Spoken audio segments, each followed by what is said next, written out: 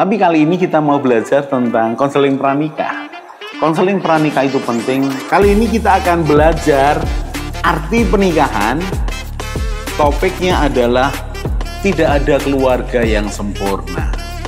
Parenting ini perlu diketahui oleh semua orang, bukan hanya orang tua. Belajarlah menjadi teman yang asik, yang ngobrol, yang menghargai. Family unboxing, membongkar keluarga.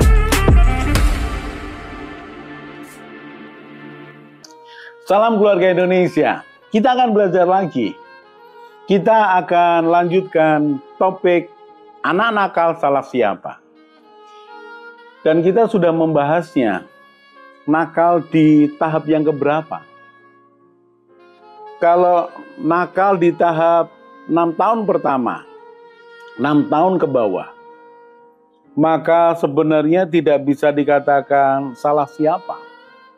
Mengapa? Ya karena dia tidak mengetahui bahwa itu salah, itu nakal.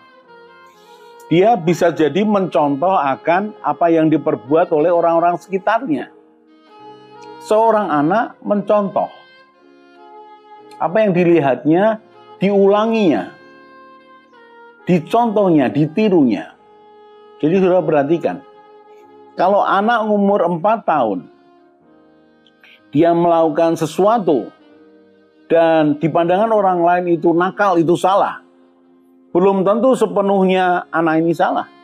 Mengapa? Karena anak ini hanya meniru. Jadi yang salah siapa? Ya, yang ditiru salah. Atau tanpa sengaja yang ditiru itu tidak tahu bahwa yang dilakukan itu dicontoh oleh anak kecil. 6 tahun ke bawah, kalau anak nakal, saya harus mengatakan bahwa wajar,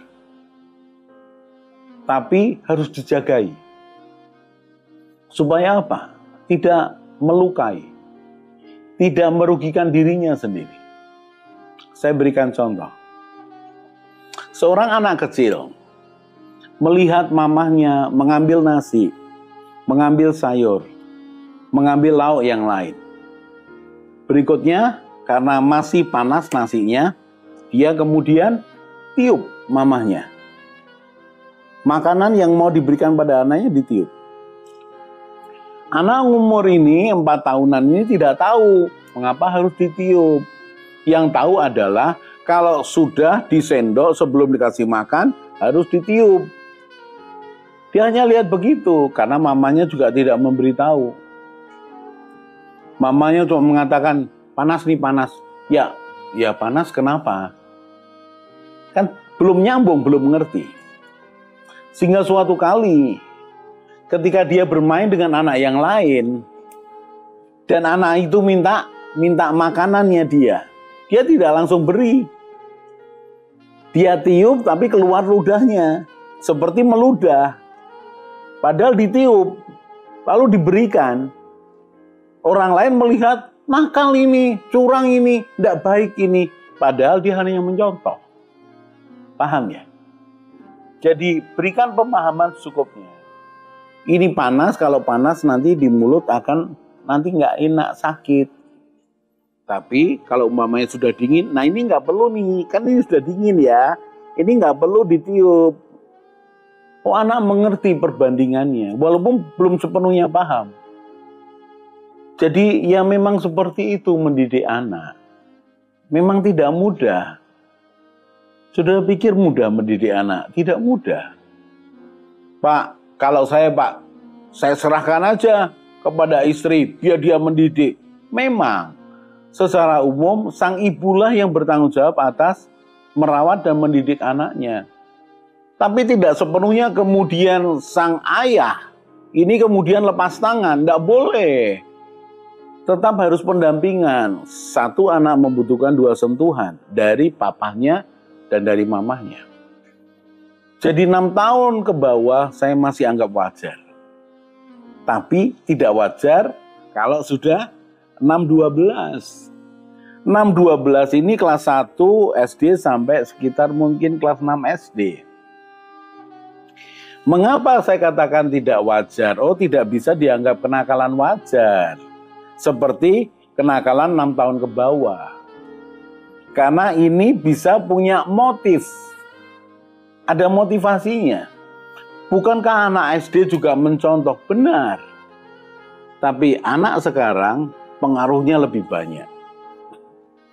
Bukan hanya pengaruh teman, tapi pengaruh lingkungan. Pengaruh multimedia, medsos, pengaruh HP atau tab. Pengaruhnya begitu banyak.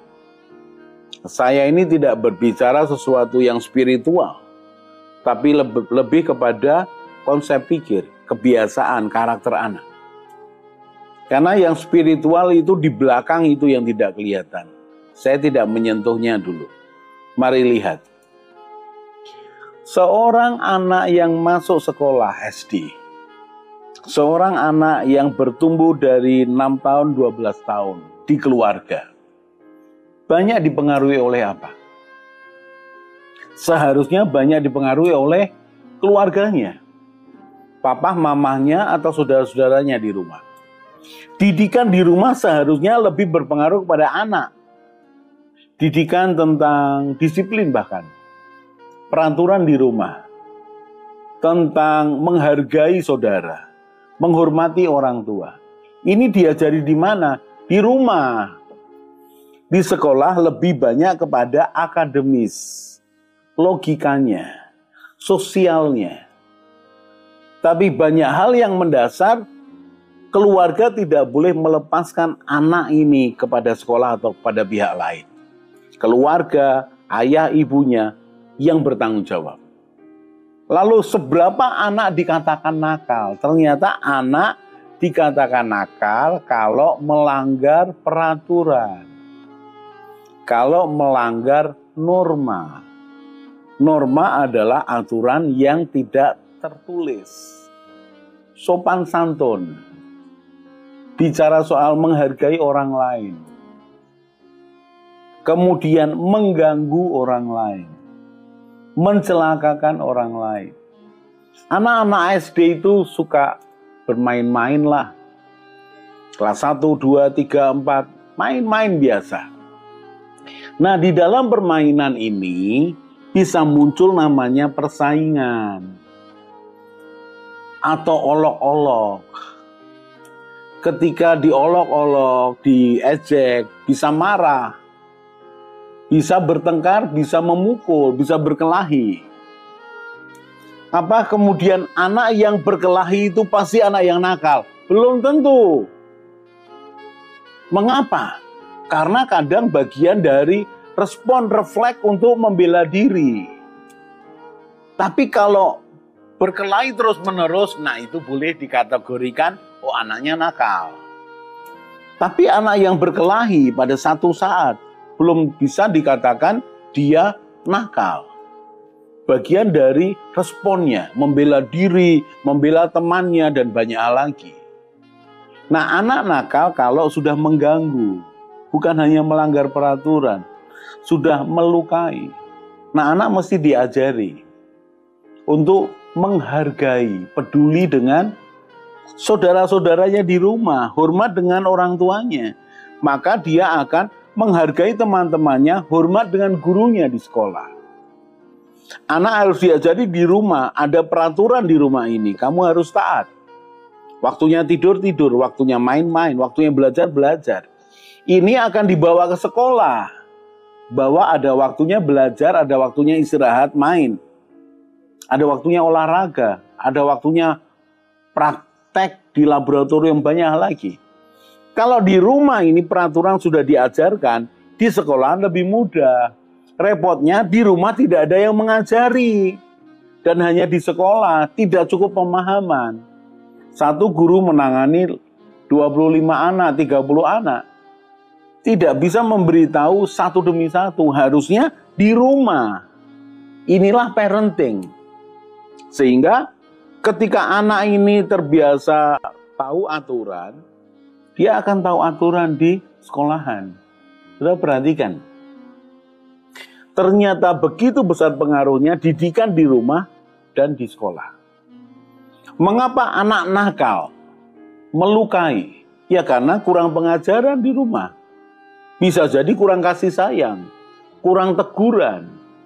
Jadi anaknya tidak tahu aturan, tidak tahu sopan santun, tidak tahu hormat menghormati. Dianggap anak nakal, anak kurang ajar. Jadi kalau sudah SD, pertanyaannya, anaknya nakal, suka berkelahi, suka mengganggu, bahkan melawan guru. Salah siapa? Saya minta maaf. Kalau saya harus mengatakan, andil kesalahan yang pertama adalah orang tuanya. Orang tuanya. Mengapa? Karena kita sudah belajar, harusnya di rumah diajari. Mulai dari menghargai, mulai dari peduli, menghormati, mentaati, itu di rumah. Jadi, orang tua andil. Yang salah siapa? Yang pertama orang tua. Yang kedua siapa? Yang kedua adalah anaknya sendiri.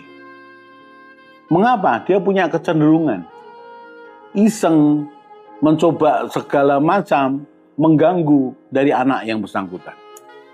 Mengapa saya tidak tempatkan pengaruh orang lain di urutan yang kedua? Tidak bisa.